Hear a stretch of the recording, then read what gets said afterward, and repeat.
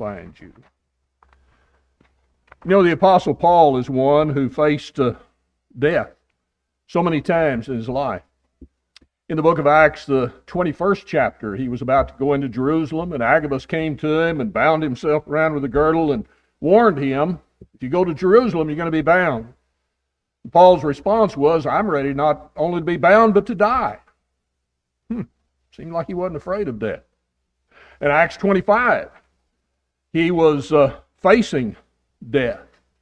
He was facing arrest, and he said, if I've done anything worthy of death, I refuse not to die. You see, he lived a life in which he, like all of us, desired to live, but death wasn't his greatest fear. You look in the book of 2 Timothy, the 4th chapter, in verse 6 through 8, and I think we find the reason why. In 2 Timothy, the 4th chapter, in verse 6 through 8, he says, Now I am ready to be offered. The time of my departure is at hand. I've fought a good fight. I've finished my course. I've kept the faith. Henceforth there is laid up for me a crown of righteousness, which the Lord, the righteous judge, shall give unto me in that day, not to me only, but to all them that love his appearing. He pointed out in the book of 1 Corinthians, the 15th chapter, in verse 54 through 57, that death had lost its sting. The sting of death is sin. And he knew that as a child of God, he had dealt with that. And so whether it be the government that put him to death, whether it be just his enemies round about that took him, laid upon him, and killed him, it wasn't his greatest concern. And like I said, I realize, you know, I don't look and so I want to die. But I pray that I'm not so fearful of death that I forget to live. You know, that's, I think, a problem that some people face. They're so afraid of dying that they don't get a chance to live. Jesus came that we might have a life, and a life more abundantly, and that's here. We live with things that enable us that no matter what is around us, that we have a confidence and that we're not, as we spoke of this morning, you know, in Revelation 21 and verse 8, the intimidators that come upon us, and how we ourselves can be the greatest intimidator if we let fear control us. I look and, you know, I drive in a car, I come to a stop sign and I look both ways and Lana says, look again, you know, because I don't want to face death, but I pray that I'm always ready to face death. That I don't fear it. I don't let that fear control me. And as I said in 2 Timothy 4, we find the Apostle Paul speaking about the effect of a readiness. And he gives us, as we look at those verses, the reasoning why he and we can look and we take proper precautions. We take care of ourselves. We're careful. But we do not live in fear. And the reason why is the Apostle Paul. Notice what he said in verse 6. He says, Now I am ready to be offered.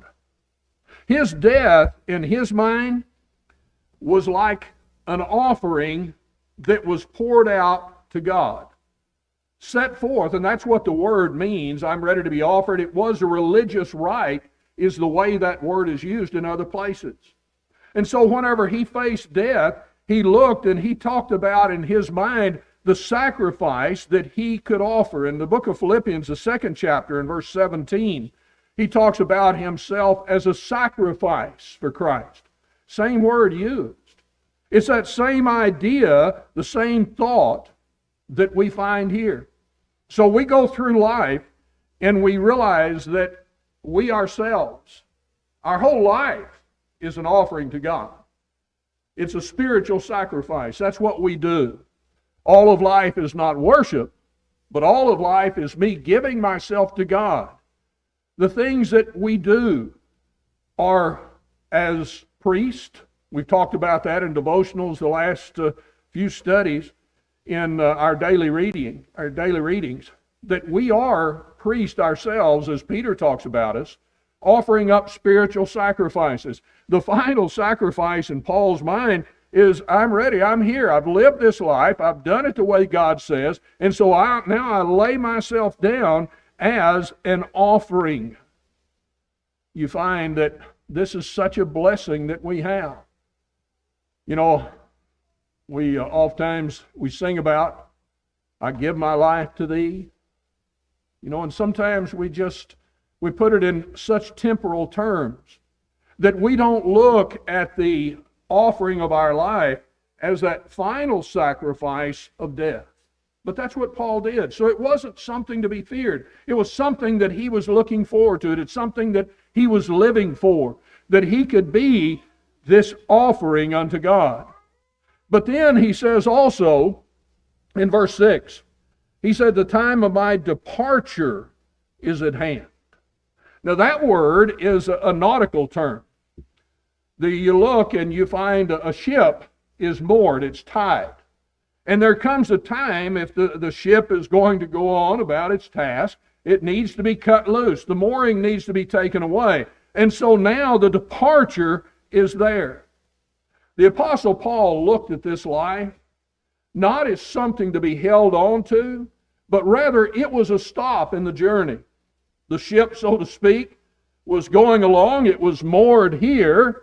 But the final departure, I'm going to depart this life. I'm going to cut loose the mooring that held me to the physical aspect of this life, the frailties of this life, the things that were here, the trials, the infirmities, because being tied to the dock of this life, sometimes, as we spoke about this morning, it gets pretty rough, doesn't it? But he says, now I'm going to depart all of this. The physical, I mean, you know, how many in this room, you know, hasn't felt some repercussions of this body we're in? It may be when you're younger, you're doing something, you know, maybe you're like Robert, jumping up here. You know, I can do this. Well, you know, Jeff and I were talking, sometimes we pay for the things we did as a younger person. Jumping off, he jumped out of a 20-foot treehouse. I had my worries about him when he said that. But he was told, you're going to pay for it. Well, we find that there are times when things get hurt. And then later on, the aches come. Later on, the things of physical pain come upon us, the dangers that are there.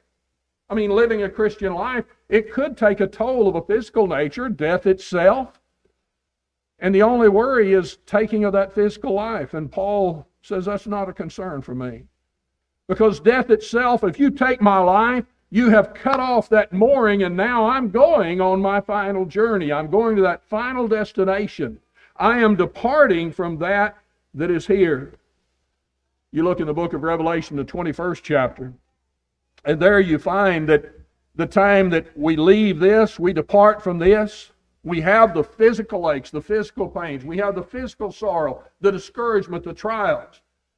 And yet, God says, here's what you need to look at. He had told them earlier, be faithful unto death, even if it costs you life. But in Revelation 21, he says, you know, you're going to be with God. He'll be your God. There'll be no more tears, no more sorrows, no more pain. All the former things are passed away. I mean, that is something to look forward to.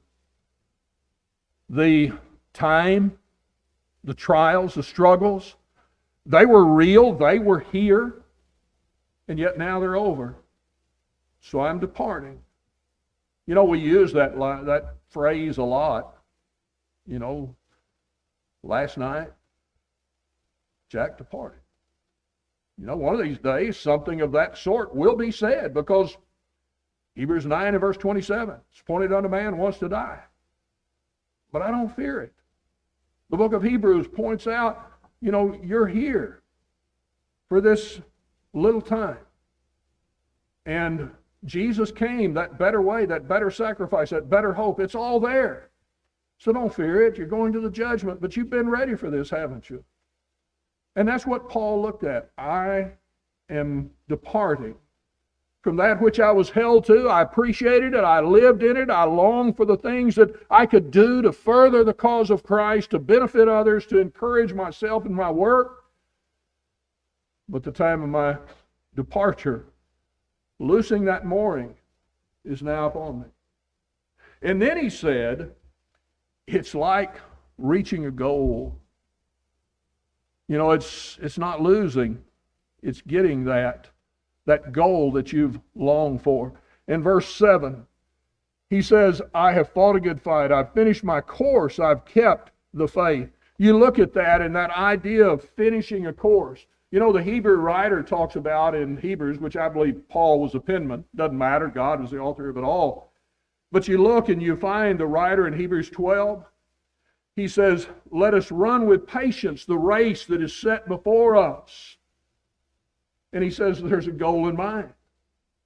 I mean, we're looking unto the author and finisher of our faith. There's the goal. You know, I go through life and, you know, I think, and, you know, I was talking to one lady this morning and I said, how you doing? And she said, well, I'm doing okay. And, you know, I'm doing good. She said, I don't think about it. There's no need to complain about the things. She said, you think on the positive. I said, that's right. And one of those things about it is you look, there's a goal in mind. You know, I look and I think of my children, your children, my grandchildren.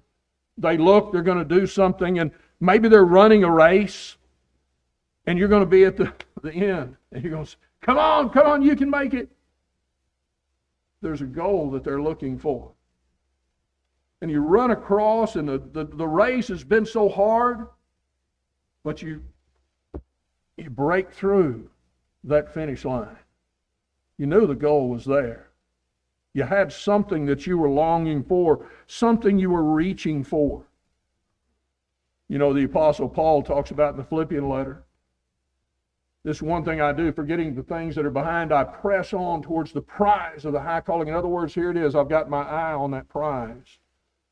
So many times we look and our focus maybe gets someplace else. So death is fearful because I focus on this. And Jesus said in Matthew 6, you can't love God and mammon. You got to make up your mind. You'll love one and hate the other.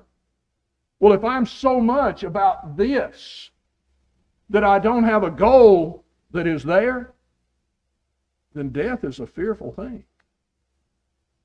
But if that is the goal that I'm running toward, then death is something that, you know, in the Christian life, we live to die.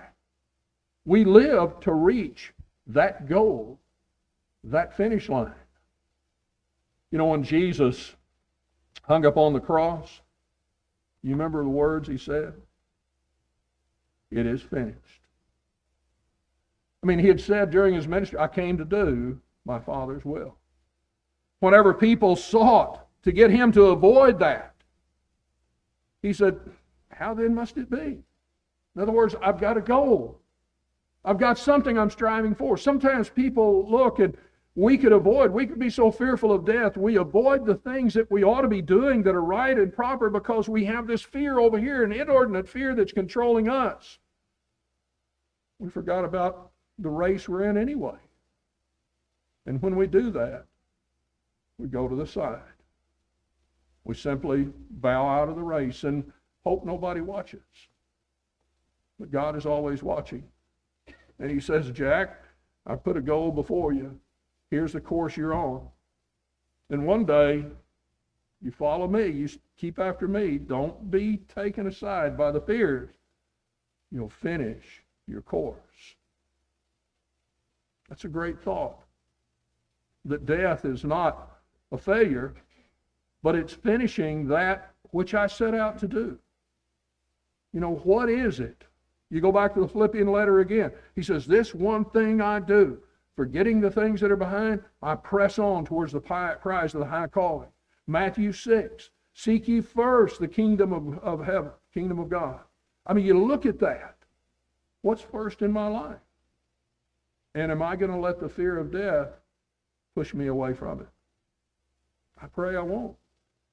I pray that I won't fear death because I realize that's what it is. It is, as we've noted, it's an offering, it's a departure, it's finishing my course. But more than that, I mean, you look at this, and it's like, this really sums it up. It makes everything worthwhile. You not only finish the course. I mentioned a moment ago, your children, your grandchildren, say they're running a race or whatever, and you're there at the end, you're cheering them on. And they're so happy to see you. Well, verse 8. Henceforth there is laid up for me a crown of righteousness. That's good. Which the Lord, the righteous judge, shall give unto me in that day. I look at that and I realize, a crown of life? The victor's crown. Well, God tells us that all are crowned in the race we're in if we run lawfully. I mean, we run this race. And there's a crown, he says, even for those who look for his appearing. You see, there's something. The crown is great, but who gives it to me? I think back in the book of John, the 13th chapter. Jesus has been revealing to his disciples, I'm going to be taken from you. Horrible thought. But then in John 14, he says, now, let not your heart be troubled. Why? He says, I go to prepare a place for you, that where I am, you should be also. We sing that song, oh, to be like thee, precious Redeemer. Change it around a little bit. Oh, to be with thee. Can you imagine? The disciples were aching because they were going to be parted for a while, and Jesus said, no, wait, you're going to be able to come and be with me. And that's it. We sing that song, when we all get to heaven. And it would be wonderful if all did get to heaven, wouldn't it? But they don't. Because some, the fears, the desires, the wishes of this earth, pull them away from the desire to have an offering, from the desire for the end of this life simply to be a departure from that which held them from the goal that they were striving to attain. And so they won't be there.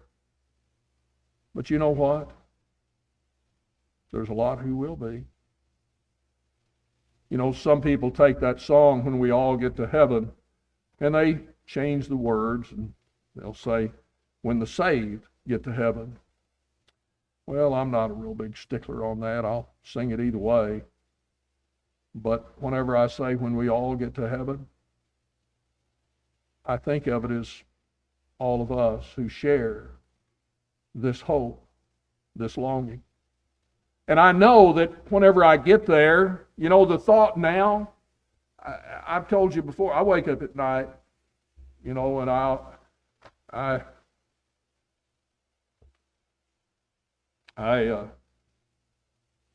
cry over those who are not following God, because I know what they're losing. And the idea of not having that fellowship here is a heartache that just tears us apart sometimes, doesn't it? But you look and you realize that whenever I get with Jesus, whenever I look to that long-awaited reward, I'm not going to cry anymore. No more tears. How can that be? How can you have that happiness, that joy, that lack of sorrow and pain if so-and-so isn't there? I don't know all of the ins and outs. But God said it. And that's one aspect of the reward. I'm going to be with Jesus. And I'm not going to miss those who aren't there. How God's going to do that, I don't know, and I don't care. I know He is going to do it. But I'm going to have such rejoicing whenever we all who are saved get to heaven. I long for that time to see Him face to face and to be with others, to have that same joy. And that's why the Apostle Paul He looked in 1 Corinthians 15, verse 58. He says, be steadfast. Be unmovable. Always abounding in the work of the Lord. Your labor is not in vain. Heaven will surely be worth it all. I sing that and I think about it. It's worth it.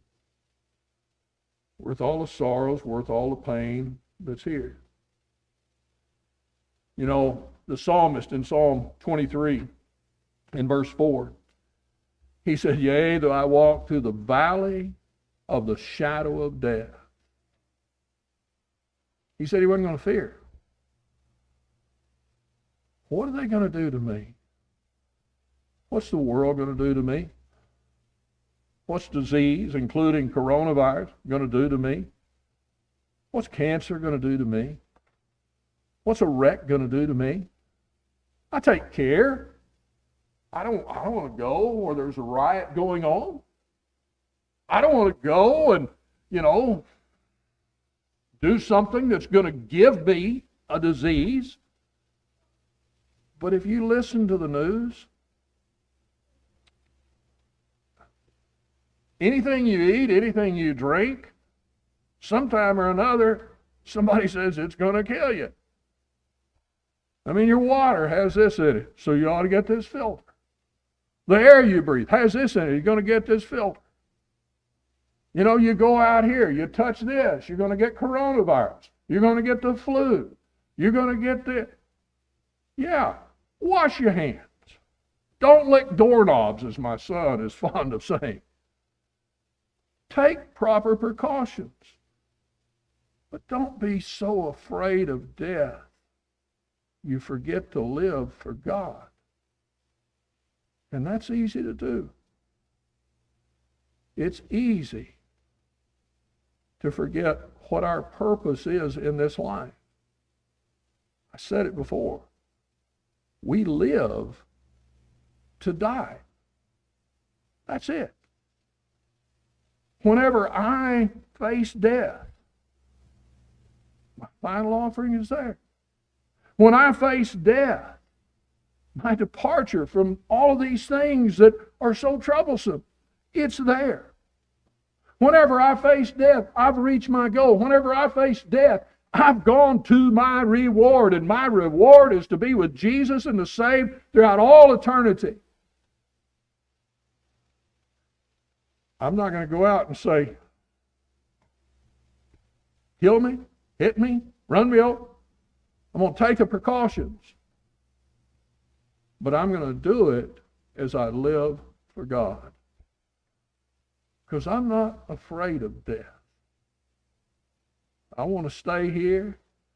My goal is to be a problem as long as I'm upon this earth to my children, my grandchildren, my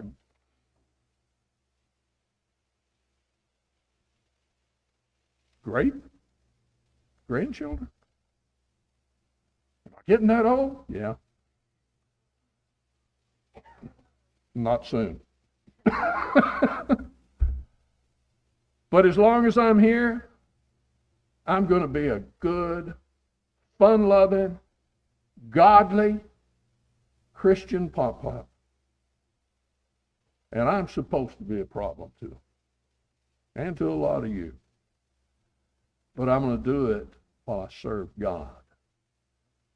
Fear of death is not going to stop me. Didn't stop Paul. You go in there, you're going to be bad. Well, if it's going to happen, it's going to happen. I'm ready to die. Be thou faithful unto death. Yeah, I'm ready.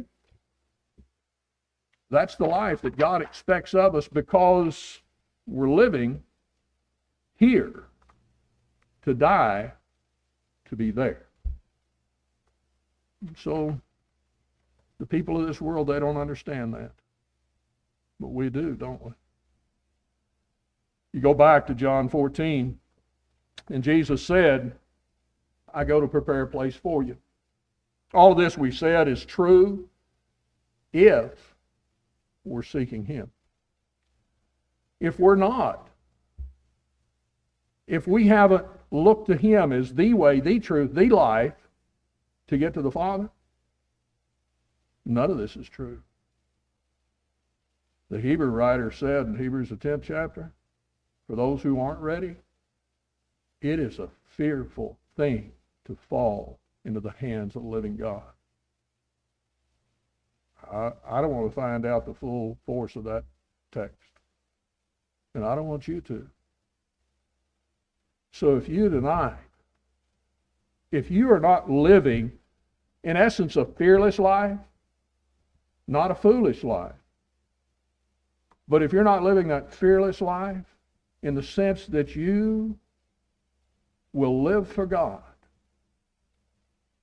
then tonight's the time to start.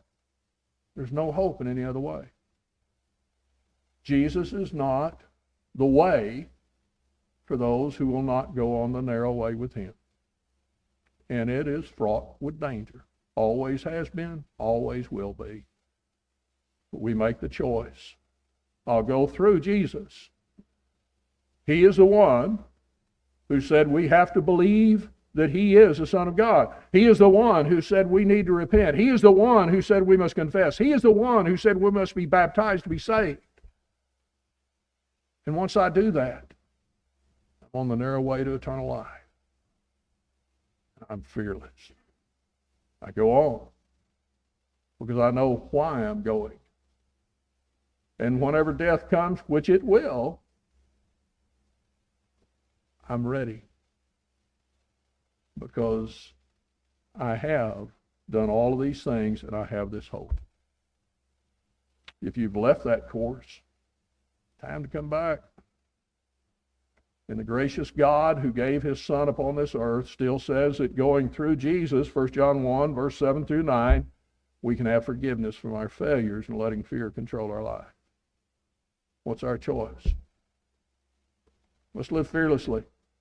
Let's face life so we can die right as children of God. If we're going to help you to do that, let's do it as we stand and sing the song of invitation.